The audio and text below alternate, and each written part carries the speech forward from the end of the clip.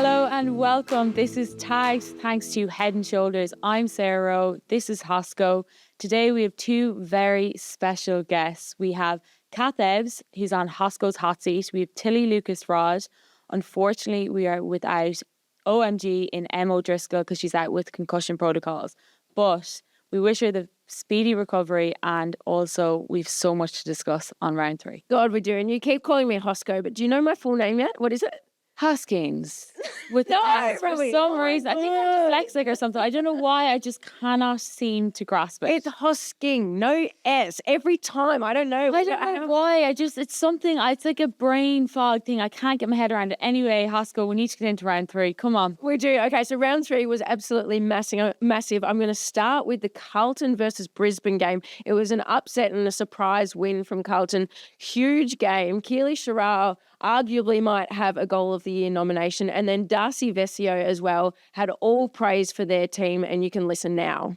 It would have to be one of our most special wins, I think, on the road. I feel like it's been the result of the last few years building into this season, and I hope people can see, and I know we can feel, that we've really solidified how we want to play as a team. I want to ask a question, because do big wins like this give you a bit of confidence coming into the rest of the season?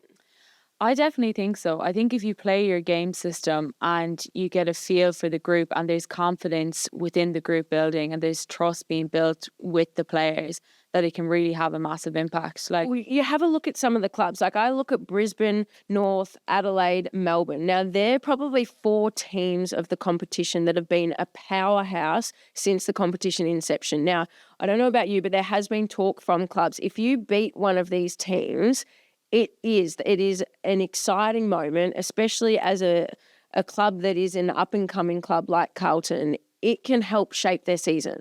Yeah, well, you go into a season and you look at Carlton from last year and you almost think they're going to be the same team. And credit where credit's due, they've come a really long way. But to beat Brisbane and these teams, you have to say that they are up there with the best now, because that's what the facts say. And then you look at, say, us at the weekend. We lost. I was going to say, it was huge. Melbourne. We unfortunately didn't come away with the win, but there was so much improvement from our group. And there's a level of optimism after a loss where you kind of go, well, we played our game system for the first time. We felt like we actually implemented what we're trying to do.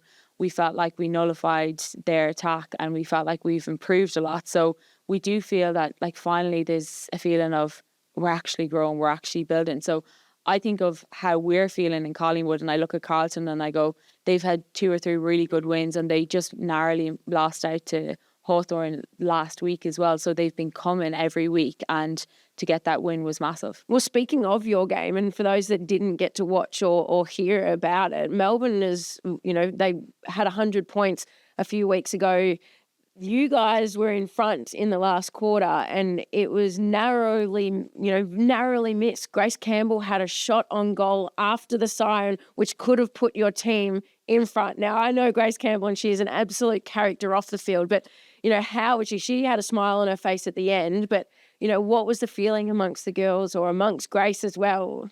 Well, I think that Grace had kicked a goal earlier in the game, and I was beside her at the time, and I was like, Grace, come on, you can do it. And especially when someone has that confidence and they've already kicked a goal, I was like, she might just kick this one. It was a very tough angle, and I think she says it herself. She's like, would have been a worldie if she did it. It would have been one of those ones that she looked at for a long time. So we did joke about that in the sauna after, and we kind of we laughed at it and go, yeah, it was a really big moment. But at the same time, we were like, it would have been massive for her if she did do it. Well, and at the end of the game, Kate Hoare, Melbourne's captain, she had some pretty cheeky words to say. Well, Kate, congratulations, a 4-point win. How's the heart rate there at the end? Yeah, it's absolutely racing. I think I just said to the girls, where are the cops? Because I think we just got away with absolute murder there. Yeah, we love to see Kate actually reference that and to, I suppose, acknowledge the fact that they kind of robbed the game off us in the end. Hilarious. I can't fathom it, because it was a bloody exciting game to watch. I had it on my phone, walking the lap at the 10, and I was sitting there sort of screaming at the phone, hoping that you guys were sort of going to get up, because it was really exciting. I think it does give a lot of people and a lot of fans and the Collingwood army in general a lot of hope, I think, going forward. So I think that's the main thing. Well, talking of that game, you were very dominant. You had about 26 disposals, I think. And we've got to touch on the fact, and I know you're a very humble person, Rowie, and you don't like talking about yourself. You don't like talking about yourself very much. You don't like being center of attention. Hate it. So shy. But, you've come back from shoulder surgery from your collarbone. No, we can have a look at it actually. It's a big scar. It's huge. So not pretty. I think it's very neat, but it goes to about 15 centimetres. Yeah. And to come back, how many days post-op?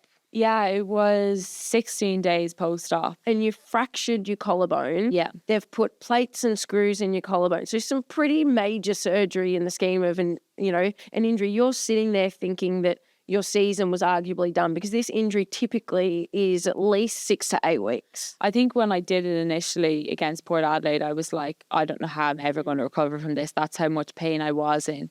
Then I got surgery, obviously, credit to Greg Hoy, credit to Collingwood and the medical team there because they put in so much work to get me back as quick as possible. And they said, you can be back in about 3 weeks if you really push it, if you do get surgery. So I was like, well, I'd rather do that or else it was season ending for me. So I was like, I'll go in and get surgery and fingers crossed it all goes well. And obviously then after a week of surgery, I was like, I couldn't sweat or whatever. I felt so sick with so many medications. I think I was in here trying to do tagged and my head was fried. I'm surprised you even remember that episode. It was poor chat for if me. You haven't so if you've listened, go back to episode 1 where Sarah Rowe had plenty of endone and she was fresh off surgery. Like, honestly, when I think about it, I was like, I was actually in a world of hurt. But again, when you're in the middle of it, you're like, I'm fine, I'm getting on with this. Like, I got to be mentally strong here. So then obviously to come out the other side of it and actually feel like when the medical team were saying, if you push, you can get there. And this is what the boxes that we need to tick.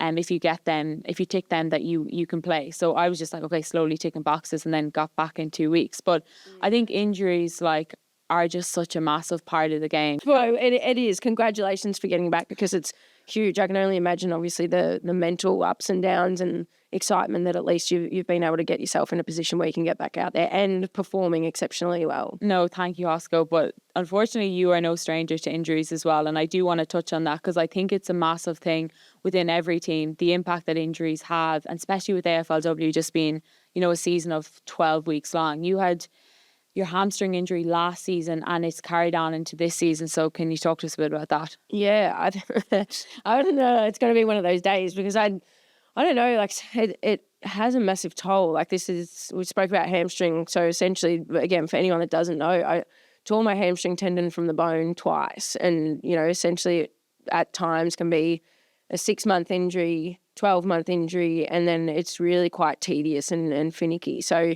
I had a few issues in the first time round coming back from that and ended up opting to have surgery. And that was, again, 6 months after I'd done the initial injury, did it again, had surgery. And then I redid it last year in the Dreamtime match against Essendon. And, probably my voice has changed a little bit because it's sort of, I feel like it's still a bit touchy and like you go through the ups and downs. I've had a very long day today too. So I don't know, like I just, you ride the highs and lows and try not to ride them too high or too low. But, I'm super excited at the moment because, I'm hopefully on that outer end and towards the end and getting back to playing. But it's been a really tough couple of years, I'd say, and mentally. Like I applaud Bailey Smith because I think a lot of people saw maybe the interview that he did earlier in the week at the All Australian where he mentioned that he came out of a psych ward and mentioned it for the first time in front of a room full of people. But I just applaud him for the courage that he had to talk about it because if I'm completely honest, like I haven't spoken about this sort of stuff very often. And, I've always been a really happy, bubbly person and like being able to come to work every day. Like completely honest, I really struggled at times and, I would turn up with a smile on my face, but then at home really struggled. And it was the first time where I've ever had mental health battles and, there are lots of different factors, but injury contributes to that. And I think trying to find a way out of it can be really challenging and daunting. Well, Hosko, to talk about last year when you came in to do tagged, and we talk about injuries impacting you on and off the field, but you're also working in the media and you're coming in here and you're having to put on a front and you're having to, whether it's on TV doing special comments, whatever it is, it requires you to be high energy when really you don't always have that energy to give, particularly when you have injuries. So even if you share some insight on that as well. Yeah, well, I think I know the one that you're referring to as well. But, last year, again, it's my job to turn up and have energy. So and I love that and I'm good at it. And I think it's probably the first time where I realized that, it takes talent to be able to do that. But, there was part of me on the inside that I was kind of screaming, going, is no one seeing that I'm struggling at the moment, or, I'm turning up to work and I'm coming in with a big happy face. But I remember one of our shows last year and we were sitting down and we were talking and I had to take a break because I was having an anxiety attack and I've never experienced that before in my life. So I felt privileged that I was around, I was around Teagues and, had a bit of a support network here that I could feel comfortable enough to sort of say that I was really struggling and battling at the time. And that essentially for me was probably my turning point, because I think there was a time where I kept so much into myself, but it was then working out this is what I'm so thankful for. It's not just the injury, it was other stuff in my life as well. But, the support that you have in a football club is incredible. The support the AFL have given and the amount of time and effort and growth in mental health space in AFL has been phenomenal, especially in my time in football, which is nearly 10 years. So, I now regularly see a psych and I think it's the best thing in the world. And if I could encourage anyone to do it, it's quite funny because you don't go and see them when you're upset and sad and struggling. I think the best part is when you're actually happy and your life's going really well is to continue to keep seeing them. And I love our club psych, Lara. A little shout out to her because she incredibly changed my life and helped get me back on track. Yeah, I think that's the thing when you look at injuries, you look at them retrospectively now, you can look back and go, this is what happened, this is where I was at, this is what I did, and this is what I've gained and learned, and this is how much better I am for it. And when you're younger, when you're a kid and you're going through an injury and you're in an AFLW environment for the first time ever, you might turn to unhealthy habits, you might surround yourself in the wrong people. You can go down a wrong road in those times. Like they're the kind of lessons you learn too, right? I'm now you go still in my breathwork. 20s. Yes, breathwork is incredible. And if you haven't been, please go. Breath house. Magical experience. I'm back end of my 20s, nearly 30, and I learned some of these lessons at 26, 7, 8, and 9. I wish, I look at a young Zoe Hargraves who's done her ACL at Richmond. I look at Liv Purcell who's going through her second ACL. I look at some of these young players and I know, I can see the struggle on their face at times. You can see the pain that they're going through, but I love the opportunity and try and remind them that I wish I learned some of these lessons at your age now. It's going to be some of the most challenging times you've had, but if you can learn these lessons at a young age, it's incredible. Yeah, definitely. And to talk as well about Ainsley and Kemp, and we'll ask Tilly Lucas-Rod when she comes in as our next guest how she's gone. Today's special guest has been absolutely smashing it since 2017. One of my former teammates back at Carlton. They've played at St Kilda, now at Hawthorn, inaugural Hawthorn best and fairest, short in height, big in personality, coming in at a whopping 163 centimetres. Welcome, Tilly Lucas-Rod. Tilly, Hawks are 3-0. What's the mood like in the camp? Yeah, I think we're Hold on, no. Can you just give me a little bit of love for that introduction? Yeah, I was going to say, I need that. Nothing. I need that all the time, playing over the Frankston speakers before a game. Now continue. 3-0. I think you got to be stoked with that, and I think we are. We're reflecting. I don't think we've kind of played our brand that we want, so we own that as a team. But at the same time, Webby, our coach, keeps us realistic. He's like, you're 3-0. You can't be in a better spot, really. Anya McDonough would be extremely moody, I reckon, right now. Oh yeah, key forward, and our scores on the win. Our score on the win. You're like, I'm racking up the disposals. We're happy. I'm back there. yeah, keep it down the back line. I'm fine with that. I'm fine with 20 every week. Well, and speaking of disposals, you were voted Nature Valley MVP, which was your club MVP for this week. tell me, you're 10 seasons deep now. How do you go about prepping your games? Because your seasons have just gone through the roof and you continue to get better. Yeah, I think, the first 3 years of my career probably weren't great when we were in the pub. When I was at Carlton, I got delisted. So I think... we laugh now. Yeah. I think going through that, you kind of have to like rejig everything. So I kind of went back to the drawing board with like, what are my strengths as a player? I think my footy IQ, my ability to run and then use the footy. So I think that was part of the reinventing myself, was like owning those strengths and trying to make them like really foolproof. So then clubs could see that and I guess want me on their list. And I've probably I've been able to do that. And coming into Hawthorn, I think I just really rely on those strengths in each game to try and play my role. Oh, well, you definitely do it. But I'd also, have you got any advice for young players coming through now that perhaps you didn't have in those first couple of seasons, or maybe some things that you learned along the way? What's the biggest piece of advice you can give to these young players? I think my biggest thing is to always be a student of the game. Like, I really love footy and I love learning about it. So even 10 years on, in the preseason, I watch back every training footage. I clip the whole thing. From a training session, I might make 30 to 40 clips and study it.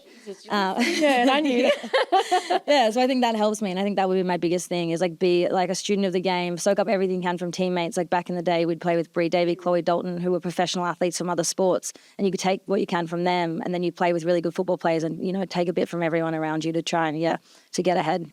We have to talk about the low-scoring game at the weekend. You mentioned that it was a huge grind against the Doggies. How are you going to change the low-scoring game at Hawthorn? Yeah, I think, and as I said, we own that. Like Batesy, after the siren was on the mic and didn't mince her words when she said it's like not good enough and it's not the footy we want to be playing. I think going from rounds 2 to 3, we really tried to focus on our ball movement, and I think you would have seen a little bit of that, trying to, I guess, set the ground better as defenders and switch the play. So now it's, I guess, about working on our forward entries and our front half game. So we'll go to work at that this week, and I think we had a pretty stern review. There was like 25 clips from Webby today. So, we reviewed the game hard, and hopefully you'll see our front half game come to life soon. We've been chatting about injuries tonight. We've talking about Ainsley and Kemp, and so sad for her to do her 4th ACL. And I know that she's like an energy bunny around Hawks. How's that been impacting the group? Yeah, we call her our hype girl now. When they did team selection, she was in the top corner and always had her name with hype girl. It was pretty tough. I think she went down in a training drill, like a small-sided game. So half of the team, we all saw it, and it was, they went dead silent. So I guess you can't kind of shy away from the fact that it is emotional. It does have an impact, and I would say that she's our most loved member of our team. So you kind of have to acknowledge that. And then we used it as fuel in round 2. So she was in the rooms before the game. I think a lot of us wrote her name on it or like her number on our wrists and kind of went out there to play for Kempy, and especially as a fellow defender. I guess we really felt that. But I think you do have to acknowledge it and you have to feel the loss, both emotionally and also as a player, because she was amazing and really important to our backline. And then you kind of do have to almost park it and move on. It's a job, and she wants us to be successful just as much as we do. So, yeah. And it always provides another opportunity for someone else to come out of their shell a little bit. Like, is there anyone else at the club that you see kind of stepping up in that sort of energy bunny sort of role? Yeah, I think we've actually luckily got some really young kids that are kind of doing the same thing. They're all doing it, aren't they? They just have energy, more passion. Lavinia Cox and Grace Barber probably are too. Like, we are on, like, we have the facility at Hawthorn is we have like a gym floor and like a fake grass turf, and there's like a window upstairs to the offices upstairs, and they are running up there all the time just looking down on us. And I don't think anyone else from the whole program has ever gone up into the offices, because like that's the office staff, but they love it. They're running around bringing energy, so it's really good that they kind of take that role. Oh, it's so awesome. Now we've spoken a little bit about footy, enough about footy, because I want to talk about your love life. It'd be rude of me not to ask the question. We had Mon Conti and Ryan Mansell, who was AFL's new it couple. They were on Hosko's Hot Seat earlier, episode number 1. Later on, we've got Kath Ebbs coming up. Now, Kath is your new little flame, isn't it? Yes. I actually have to thank the AFLW socials. That's how Kath found me 2 years ago. Oh, yeah. She chased you. Yeah, they saw me on the red carpet and they followed me and DM'd me. I had a partner at the time, so I did not reply. But 2 years ago, that was the first little move, and that was thanks to the AFLW Awards. And you've given me a little bit of dirt to get Kath coming up on Hosko's Hot Seat, so stay tuned for that, because one of them might have been about sliding into someone's DM. Yeah. Now, you went away on a nice little getaway this weekend. Yes, we did. And what did you do? There were a few tricks up your sleeve. Yeah, we like to do this thing when we go to restaurants or anywhere where we like just pretend it's an anniversary. So I started it when I actually did book a restaurant for our 1 month. You were looking for yeah. Wait, can we backtrack? You booked a restaurant to celebrate a 1 month anniversary. Yeah. This is what you're speaking about. This is unacceptable. Unacceptable. Yeah. This is... Love is love, guys. You got to do it. I don't know. I feel Put your hand in your back pocket. this is a question to the people because is it acceptable to celebrate a 1 month anniversary? No. The waiter was like, he was like, happy anniversary, what one is it? And I was like, it doesn't matter. And he's like, yeah, you'll never guess. Like, we had this guy once book it for his 1 month. And I was like, oh my God, that's me. So it's not acceptable, apparently. That's grounds for breaking up, to be honest. If someone suggested that to me, I'd say, no, that's it. We're done. That's probably why you're still single. Okay, on that note, that was absolutely outstanding. Silly, thank you very much. But we're going to get into one of our special topics. Are we, Rowie? It's time to go head to head for our debate, thanks to Head and Shoulders. So, Tilly, you're going to judge the winner here. This is where we debate on a topic. So the topic that we have today is cross-coders. Will cross-coders survive in the game over the next couple of years? You're a cross-coder. I'm a cross-coder. Cross-coders are on the way You're out. claiming that one as well, that you were a cross. I am. I didn't even know that you played another sport. No, I did. I played netball. This new talent and young crop of footballers, all I have to say is Ash Centra, Havana Harris, Zippy Fish, Sierra Greaves, Lucia Painter. That is it. Well, I'm going to go on cross-coders. I'm going to go Chloe Malloy, Mon Conti, Erin Phillips, not to mention the Irish contingent. Oh, here we go. Irish cross-coders. 40, actually. You have to fly people the whole way across the world because you can't find it in your own country. All right, now that's a touchy subject, but I want to talk about, you think cross-coders can play two sports at once. Now, we've seen it happen, but no, clubs want their full attention. Clubs are no longer accepting people that are only half-assed and they want your full attention. Some clubs do. Some clubs support it. Sinead Goldrick, who won an All-Ireland with Dublin from Melbourne, they supported that. Again, about the Irish. Ball, they supported that. My good self. Oh, yeah, Rowie talking about Rowie. Who would have I thought? would hate to talk about me and you know, just the win for Mariners. I don't want to mention it because I might kind of get under your skin because you haven't won much lately. So I better not continue on that one. But yeah, I just want to poke the bear. No, well, I'm pretty confident that you and I had a conversation very recently about burning out because you did two sports and you needed some time out. So I just think we're emphasizing mental health and making sure that we're not going to burn out. If you're a cross-coder, there's a high chance of burning out. The universe has a good way of looking after you. Pardon the pun, but I got my break and here I am. I'm back again.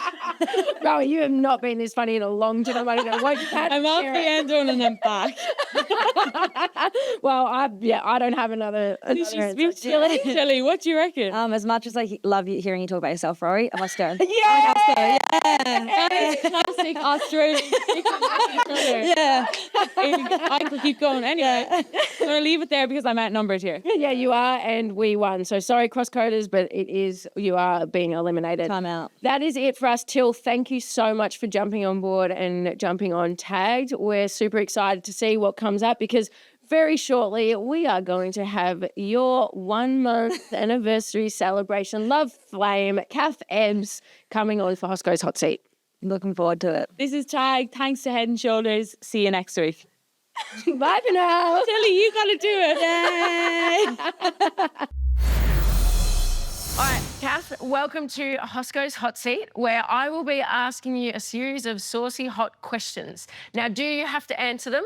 No. But if you don't, you must get a chip, dip it to the bottom, and then have some nice, hot, spicy hot sauce. Okay. Fair deal? Fair deal. We'll start in a second, but the one thing I want to quickly jump into is that you are currently touring a live show. I am. Correct? For I am. Country Cowboy. Yeah, I'm a line dancing enthusiast. Which I'm excited about. Are you coming? I will be there, but I'm going to need some lessons before I do it. Oh, I'll teach you. Please teach me. We might get some content on this. Yeah. Go on. Perfect. Oh, it's cool. We're going to get around it, absolutely. But what I'm going to do first is I've got a set of dice right here. Yeah. I want you to roll me a double six. And if you don't roll a double six, you'll be trying some hot I thought the whole No, point was me answering questions. What? I didn't. What? I'm okay. Wait. Okay, we're trying to manifest here. I swear to God, if I roll a double six, I will cry. It's on the floor. Well, Okay, that's a three. yeah, Sorry, it's not happening. So right to the bottom, please. It's on the bottom. And in we go. Is it really hot? You taste and you'll find out. What water here? We can organise some water at some stage if you like. Oh shit, that's hot. Sorry, am I out of sweat? Yeah, absolutely. We can beat that out. Oh my God, wait, what? Talk me through the process and what you're feeling. Oh my God, that's actually so hot. I need water. I love spice. That's really hot. We will keep going. So this is the best part, is that you just got to find. Wait, it's so hot. Okay. We got to I find. really wasn't expecting this. Okay, go. Ask me a question. So you're obviously a sport advocate. What's better, AFLW or soccer? Oh, I'm actually strapped for that one because I do have an answer, but I don't think I can say Okay, so it. if you can't say it, I can't put any more chili in my mouth though. If you can't, well, No, the AFLW, of course. yes, okay, that is a great AFL. answer. So you have been in the groundbreaking space as a digital content creator. Now, this is a serious question. Okay. Do you think that social media should be banned for anyone under the age of 16? I think this is an interesting topic because I think, on one hand, I will agree that I think social media is answering this question with a mouth that's on fire is. I've never done. I've done a lot of things in my career. This isn't one of them. Trying to have a serious chat while my mouth is on fire. No, I agree that there needs to be regulations around social media, but more so I think in the advocacy space when it comes to mental health, filtering your algorithm, all that sort of stuff. I think I worry that it's a Band-Aid solution. I think too, coming from a minority group as a queer person, a lot of underage queer kids or kids in minority groups find a lot of community and solace and feel seen and heard through social media. And I worry what's going to happen to those kids without that, especially you think about kids that live in like rural spaces. They're not around any sort of community. They don't see themselves being represented.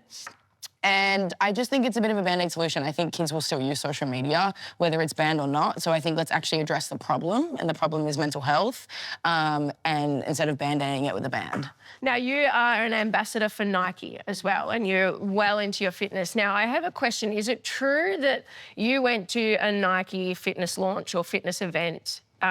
You met one of AFLW's most infamous...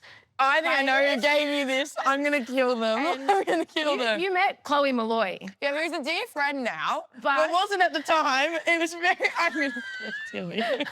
But at the time, did you think that Chloe Malloy was a Nike employee? Is that correct? No, not employee. I wasn't sure. I wasn't sure. This is a really embarrassing story. Love you, Chloe. Love you so much. I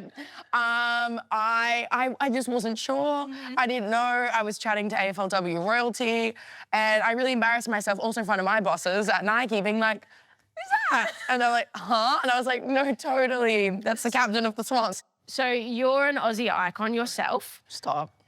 We're going to play a little game, overrated or underrated. I'm going to give you two names and you have to say which one is overrated, which one is underrated. Okay? Starting off with Chris Hemsworth and Hugh Jackman. I'm going to confidently say Hugh Jackman, underrated, favourite man alive, and Chris Hemsworth, overrated because I'm gay, so I don't... But his muscles. Have a chip for that, please. Go on. No. Just a chip with no sauce? Chip with some sauce. Why? The one you haven't No tried. way. No. I know the rules of the game. I read the blueprint. I am keeping them over there. Thank you very much. Hamish and Andy. Oh, I love them. Quick fire. Quick fire. Okay. No, I'm going to have a chip on that one because I do love them. They're With great. hot sauce, not just a chip. Okay, well, I'm going back to the oil because it's still hot, but I feel like I can do this and I can get no flakes and I can live my best life. Rule. I might die. What was your number one rule at the start? You hit the bottom. Must hit the bottom. It hit the bottom. It's a bendy chip.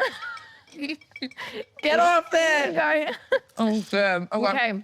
While you're still doing this, G Flip, Troy Sivan. Oh. Well, I can't do another hot sauce because I might die. I'm gonna say G Flip, underrated. Love G. And I'm gonna say Troy. What's the other one? Overrated. Overrated. Only because love you, Troy. I can't do another hot sauce. Lamington or vanilla slice? I don't like either. So we're gonna go Lamington, underrated, the other one, overrated. Neighbours, home and away. Oh, well, on Neighbours, so underrated and overrated, home and away, unless they want to hire me. And your final one is I have a deck of cards here. All cards have different numbers. Close your eyes, please, just so I can show the camera. All cards are in the deck, including jokers. Okay. I want you to pull out, pick a number. Yeah, Any number. What's your favourite number? 3. Pick out a 3. And if you don't pick out a 3, I get to put hot sauce on your final one. No, Off you go. Cry. Please. No, I actually can't do What this. did you get? A queen. I'm gonna die. Here comes the aeroplane. Come here. That's all I just want. I'm scared.